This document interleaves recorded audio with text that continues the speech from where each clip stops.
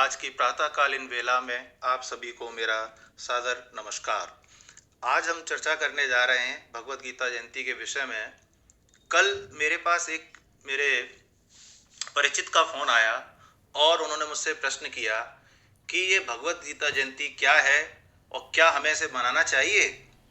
क्योंकि हमने इसके विषय में आजकल समाचार पत्रों में, सोशल मीडिया पर और यूट्यूब पर काफ़ी कुछ देखे सुनते हैं, किंतु बोले हमें पता नहीं है क्योंकि बचपन से उनकी उम्र भी काफ़ी हो चली है। वो 40+ के हैं और उन्होंने जब इस बारे में मेरे से चर्चा की तो मुझे बड़ा आश्चर्य हुआ कि हम जिस सनातन संस्कृति में रह रहे हैं और जिस भगवत गीता को पूरा विश्व ने आत्मसात करने के लिए आज हम सोशल मीडिया पर भी देखते हैं कि इतने बड़े बड़े व्याख्यान, इतने बड़े बड़े आयोजन किए, इतने बड़े वीडियो पड़े हुए हैं और उनका ये प्रश्न सुनकर मुझे बड़ा कहना चाहिए आघात हुआ और मैं आहत हुआ कि हम उस सनातन संस्कृति के वाहक अपने आप को कैसे कह सकते हैं जिसके विषय में हमें पता ही नहीं है। तो मित्रों, आज मेरा प्रश्न यही है, क्या हमें भगवत गीता जयंती मनाना चाहिए? इसके पीछे क्या कारण है? इसी विषय को लेकर आज हम चर्चा प्रारंभ करने जा रहे हैं। वस्तुतः जो गीता जयंती की हम बात करते हैं, प्रतिवर्ष मार्ग शीर्ष शुक्ल पक्ष एकादशी, जैसे हम मोक्षदा एकादशी भी कहते हैं, के दिन मनाई जाती है। इस वर्ष यह योग 25 दिसंबर 2020 को होने जा रहा है। इस मार्गशीर्ष मास है, शुक्ल पक्ष है, एकादशी अर्थात मोक्षदा एकादशी तिथि है। इस दिन भगवान श्री कृष्ण ने कुरुक्षेत्र में अर्जुन को श्रीमद् भगवत गीता सुनाई थी या उसको बताई थी। जब हम बात करने जा रहे हैं कि ये दिन इतना महत्वपूर्ण क्यों है, देखिए पहली बात तो ये आती है कि अगर हम इसे धार्मिक ग्रंथ या पुस्तक मानते हैं तो आप देखें, किसी भी, जितना मेरे को ज्ञान है उसके आधार पर, किसी भी धर्म संप्रदाय या देश के अंदर किसी भी पुस्तक की जयंती नहीं मनाई जाती। पहली बात, क्यों नहीं बनाई जाती उसके पीछे कारण है कि लगभग सभी पुस्तकें मानव निर्मित या मानव लिखित हैं। श्रीमद् भगवत गीता एकमात्र एक ऐसा ग्रंथ है, जिसे मैं पुस्तक नहीं कहूंगा, एक ऐसा ग्रंथ है जिसको स्वयं भगवान ने अपनी वाणी में कहा है।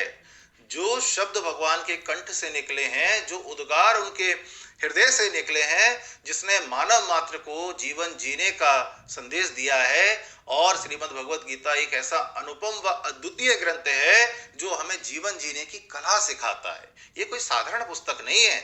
इसीलिए अगर बड़े बड़े विद्वानों ने इसके ऊपर व्याख्या की है या अलग अलग अपने टीका टिप्पणियां लिखी हैं तो उसको हम ऐसा सहज नहीं मानेंगे, क्योंकि ये पुस्तक नहीं है, ये बुक नहीं है। एक ऐसा ग्रंथ है जिसमें सभी शास्त्रों का, जो हमारे वेद वेदांग है, उपनिषद है, पुराण है, सबका सार है।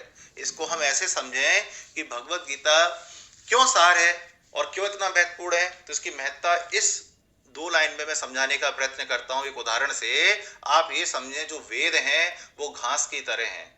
घास गर्मी सर्दी बारिश कभी भी हो सूख जाएगी, गल जाएगी, लेकिन खत्म नहीं होती।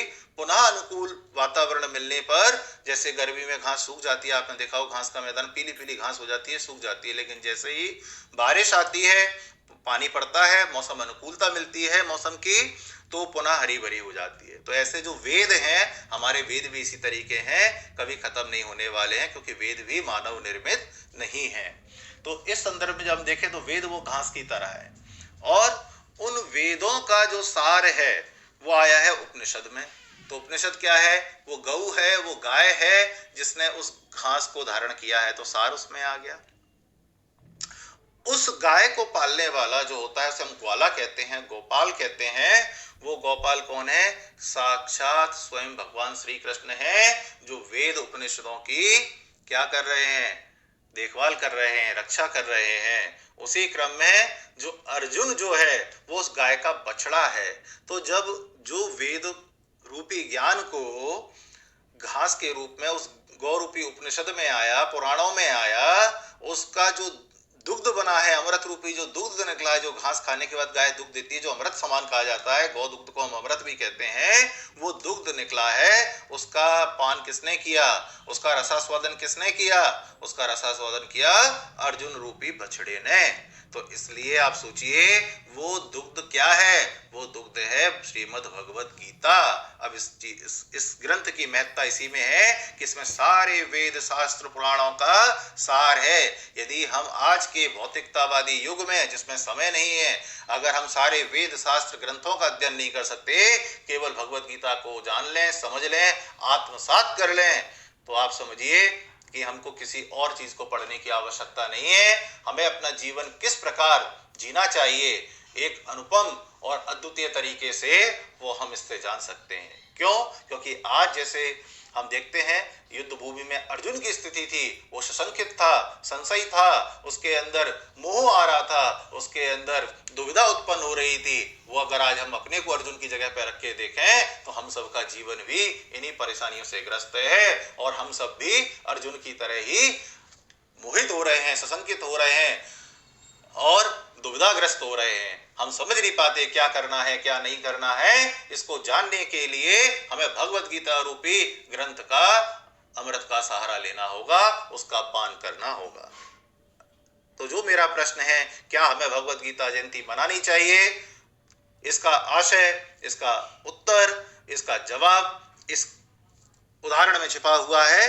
क्योंकि भगवत गीता की जो 18 अध्याय हैं उनमें इतना सत्य है, ज्ञान है, इतने ऊंचे गंभीर सात्विक उपदेश हैं कि मनुष्य किसी भी दशा में उनको उठाकर देख ले और जिस स्थिति में पड़ेगा वो उसको शक्ति और सांत्वना देते हैं, आगे बढ़ने की प्रेरणा देते हैं, वो उसको कर्तव्य बोध कराते हैं कि मुझे अमुक स्थिति में क्या करना चाहिए। वो कर्तव्य बोध ही गीता का लक्ष्य है।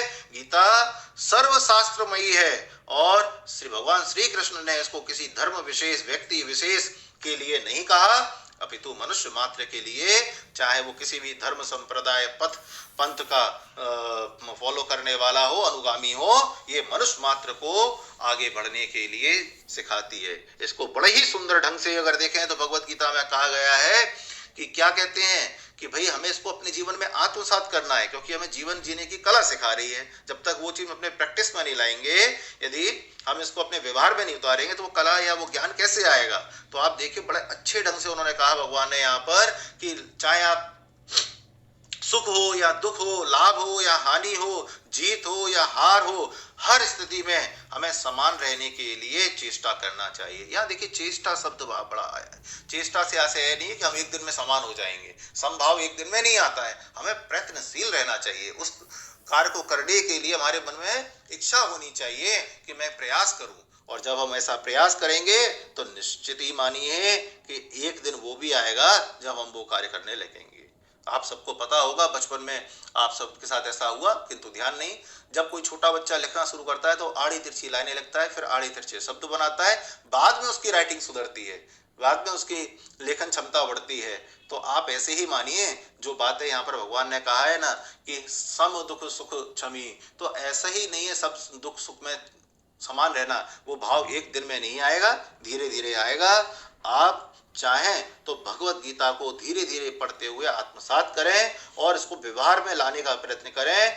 मुझे आशा ही नहीं अपितु पूर्ण विश्वास है अपने पिछले अनुभव के आधार पर, जब व्यक्ति एक बार भगवत गीता को पकड़ लेता है तो जैसा उसका श्रद्धा विश्वास होता है तो ये शास्त्र अपने आप उसको ज्ञान देता है। आप बस विश्वास कर लीजिए, जैसे हम अपने पेरेंट्स का हाथ पकड़कर चलते हैं तो हमें अपने आप सुरक्षित तरीके से रास्ते पर चलवाते हैं, वैसे ही भगवत गीता रूपी जो हमारा पितृ रूप है इस ग्रंथ का, वो हमें अपने आप सही रास्ते का मार्ग प्रशस्त करता है। बस जरूरत है तो हमें संपूर्ण या पूर्ण विश्वास या श्रद्धा की।